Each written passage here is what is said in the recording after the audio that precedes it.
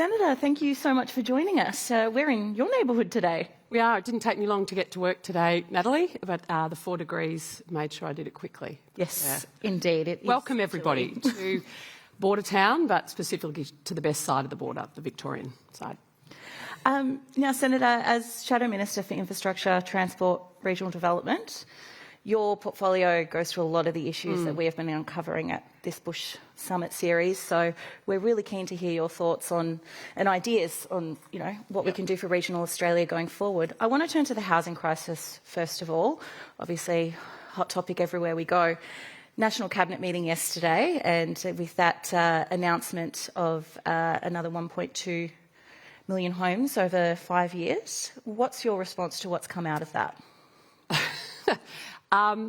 Unfortunately, not surprised. All the Prime Minister has done after coming out of National Cabinet is add another 200,000 houses to an already unattainable million houses. I mean, we've had the housing industry come out and say we've got new starts at the lowest level since Gillard was Prime Minister.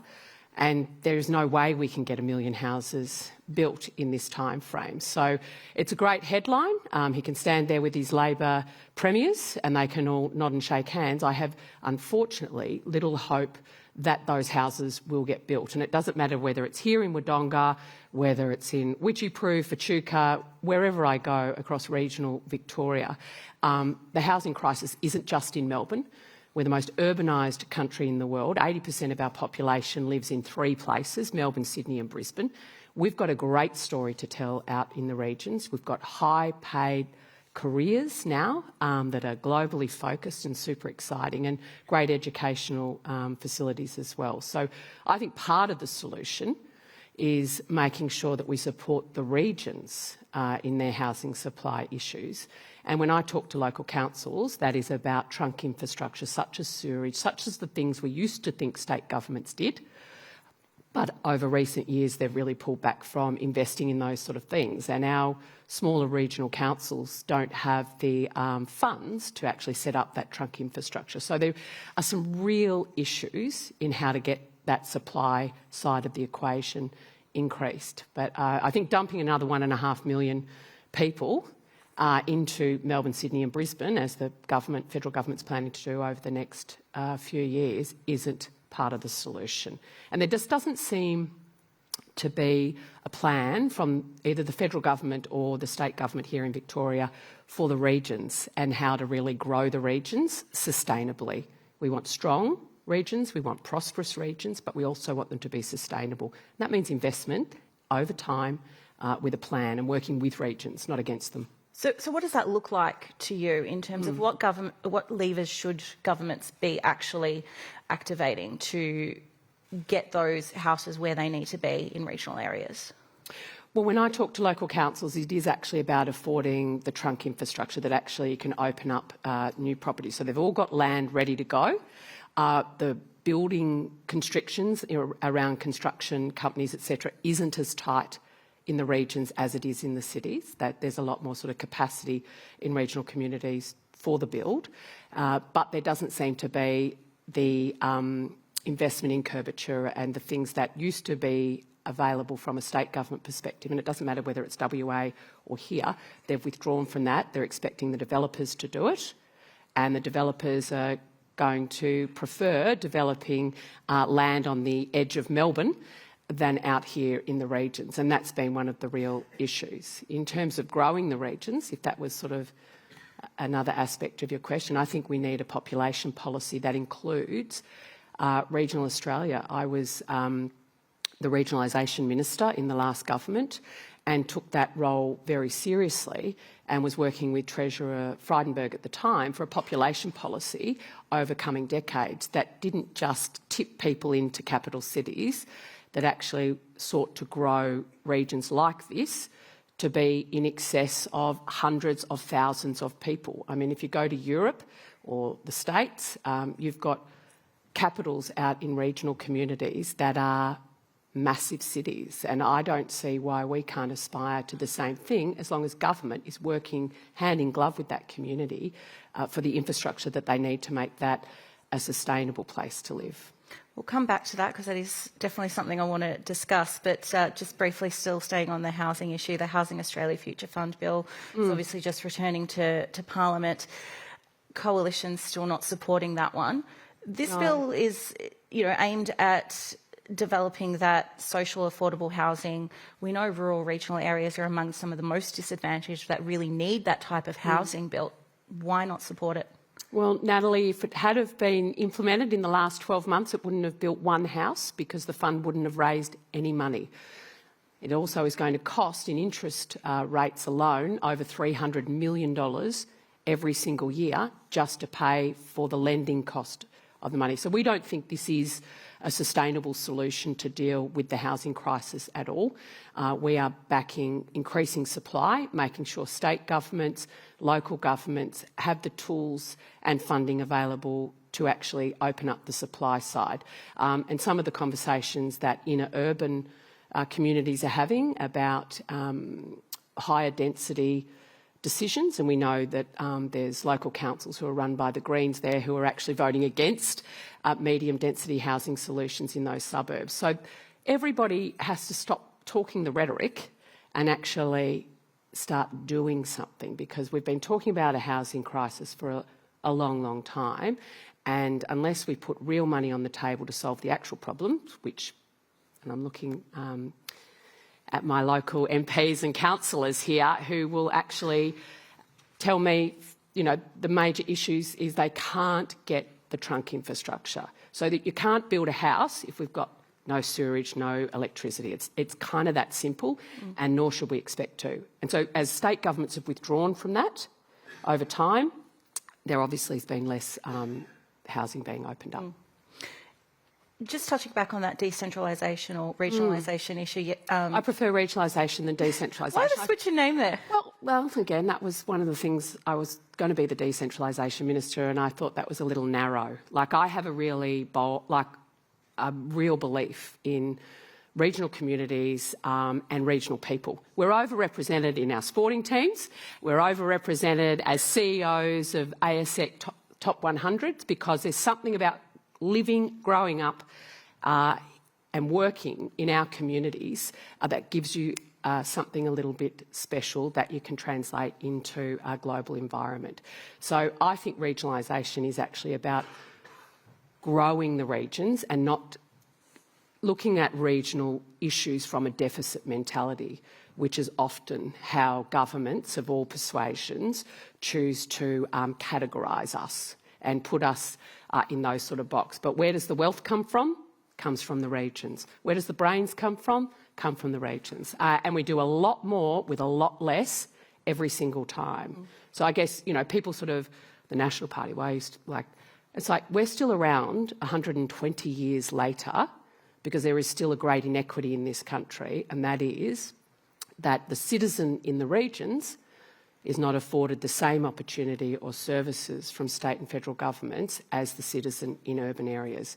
And so until we're sort of like fighting to not exist, it'd be lovely if we didn't have to continue that fight in state and federal parliaments because the job would be done and that inequity would be no more. So staying with that, there was a speaker in one of the previous panels who discussed decentralisation, his term, in terms of one of the biggest challenge is getting governments and business to come and stay here, because it's all those the infrastructure that you talk about in terms of the housing, but also the services that go with it, the lack of childcare, the lack of health services, the poor communications. As a previous minister for this very area, why is it still so challenging to get that support infrastructure in place to actually make decentralisation or regionalisation an ongoing, an actual developed idea as opposed to well, you look on at paper? You and I, right? I'm a senior coalition frontbencher. You are a news editor of your fabulous publications, and we both live in this community. Now, we couldn't have done that once. You would have had to be doing your job from Melbourne or Sydney. I would have to be in a capital city as well. I think so if we look, things have changed things have changed for the better over time. I think communication technology has been a significant game changer, and there needs to be a lot more investment in that space going forward. So previous coalition government, there was no mobile black spot tower funding prior to Tony Abbott coming to power. We've been able to construct over 1,600 towers in that time, get an additional satellite up for the NBN, and in our budget before leaving office put another $1.3 billion on the table for new technologies, for Internet of Things on farm, new tech that's actually going to allow not just individuals to stay connected and run businesses, but our primary producers and our resources sector to actually capitalise on what that tech can do. So that sort of investment's worked. You talk about doctors. One of the great, something I'm very proud of was setting up the Murray-Darling Basin Medical School Network. We know from the work out of James Cook University and Charles Sturt that if you actually pick a country kid, train them in the country, they're 75% more likely, 75% more likely to stay and practice in the country. And it doesn't matter whether they're a doctor, a nurse, a physio, a dentist. They are the stats. Because again, country people don't see it as a deficit to live and work in the country. So that's sort of your threshold question.